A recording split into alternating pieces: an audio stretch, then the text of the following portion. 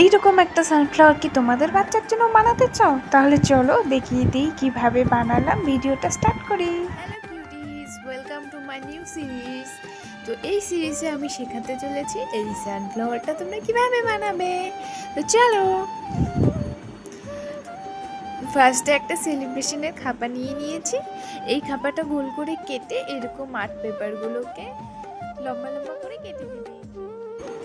Art পেপারগুলো কাটা হয়ে গেলে এখন একটা মাথা নিয়ে আরেকটা মাথার সাথে এরকম গ্লু দিয়ে চিপকে দিবে।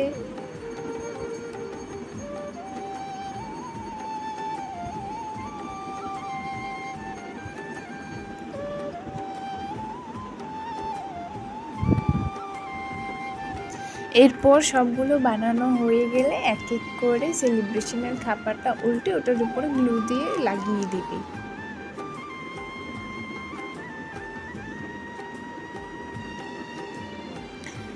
এরপর একটা রাউন্ড হয়ে গেলে এর উপর আরেকটা করে রাউন্ড দিয়ে দিবে।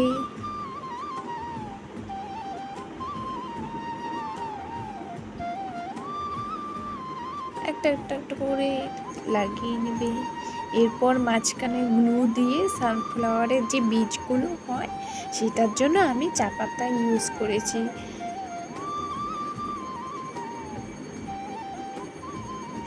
এখন ফুল বানানো শেষ, আমি এখন সানফ্লাওয়ারের ডাঁটাটা লাগিয়ে পাতা লাগিয়ে দিচ্ছি। এখানে বোনের কতটা এক্সাইটেড হয়ে গেছে। আগের সানফ্লাওয়ারটা তো আমি বোনের হাতের কাজের জন্য বানিয়েছিলাম, তাই তোমাদের দেখাতে পারিনি ঠিক করে। ওটা সকালে স্কুলে নিয়ে গেছিল, তো আমি আবার একটা ছোট সানফ্লাওয়ার বানিয়েছিলাম, সেটাই তোমাদের এখন ভালো করে দেখিয়ে দিচ্ছি দিনের বেলা। কেমন হয়েছে জানিও, ভালো লাগলে তোমরাও ট্রাই